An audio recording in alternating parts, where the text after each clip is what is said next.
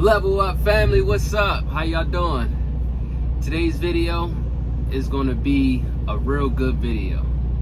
It's gonna be a good video because I get to share my good news with you guys to let you know how much money I made my first year as an owner operator last year. But before we can get into this video, y'all already know what we gotta do. I need y'all to hit that like button. Also, if you're new to the channel, please hit that subscribe button and don't forget to ring that bell so that you can be notified every time a new video is uploaded. All right, now we got that out the way. Now let's get into this video.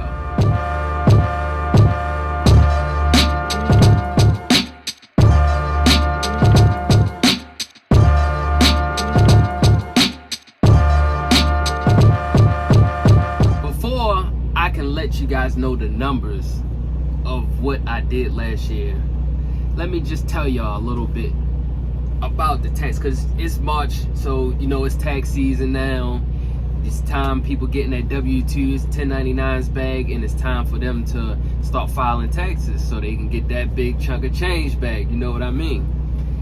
But unfortunately for me, I didn't get no money back, but that's okay. That's okay. That's all right. But I was sitting back and I thought, which some people said was a dumb idea, and I don't know why I thought it, but this is my first year being an owner operator, my first time of doing my taxes. I never really asked anybody about how owner operators got to go about doing their taxes or anything. So I'm thinking that I'm just going to get this one paper in the mail that say Level Up Transport with my EIN number saying I made this much money last year. That's what I thought. But then I had to think about when I was a W-2 employee, you know, every job that you worked at, you got a W-2 for that job. So then I started to think like, well, you know what? I'm getting loaded. So if y'all see the camera shaking, that's why, because I'm getting loaded and they, you know, they running in and out on their trailer, 100 miles an hour. But besides that, but I just had to remember, like, every company that I work for, I always got a W-2 for them. So I started to think, am I going to get a 1099 from every broker that I work with? And that's exactly what happened. I started to get all of these 1099s coming in from all the brokers that I did business with last year. So I had to sit back and think, like, I did a lot of work with a lot of different brokers. So I didn't know how many brokers I had worked with. So I'm like, how will I know that I got all of my information in so that I could start filing taxes? So it made me have to go to my factoring company website, log in, and then I had to pull all of my invoices all the way from January 1st of last year all the way to December 31st of last year. And then I had to break them all down so I knew how many brokers I worked with and how much money total that I had. And that's what I had to give to the people so that they could file my taxes. Now, I learned that I worked with 89 different brokers last year. So it was no telling when I was going to get all that paperwork in from all 89 different brokers. It was going to take forever. So I wanted to get it out the way quick, and that was the solution that I was told to do. So that's what I went on and I did. And it took a little while. So it also helped me to think of another way to prepare myself for taxes for this time next year, to set up a spreadsheet so that I know all the brokers that I work with, and I already have the amount of money that I work with each broker with, already had that tallied up. So when it's time for that tax season, you know, the paperwork is already ready. But that's if you do all of your paperwork yourself. But some people have tax people, CPAs and all. You could just give them your bank statements or whatever, some way you could just give them all the information and they will keep track of all of that for you, so that all you can worry about is just driving and booking loads, and they can worry about all of that other stuff, you know. But me, I'm more of a hands-on type of person. I want my hands on in every aspect and angle of this business. So I like to do the stuff myself, because I can't just pass it off to somebody else without learning how to do something myself. Also, I was told to gather up all the information and receipts of everything that I had paid for that was business related for the whole year of last year. So this means fuel receipts, food, you paid lumper fees, the truck note, the insurance, you put snacks on the truck, you got the truck wash, you bought some supplies for the truck, anything that was business related that you spent money on, you got to claim that and write that off. So I had to make sure I tallied up all of that information, and luckily I was already doing that throughout the year, so I wasn't too behind on that. Also, one thing popped up, the load board. You got to pay for the load board too for the business. If you have a parking spot, you got to pay for that. It's all these things that you can write off for your business for tax purposes. So I'm gonna do a whole total separate video just on that, everything that you guys can write off.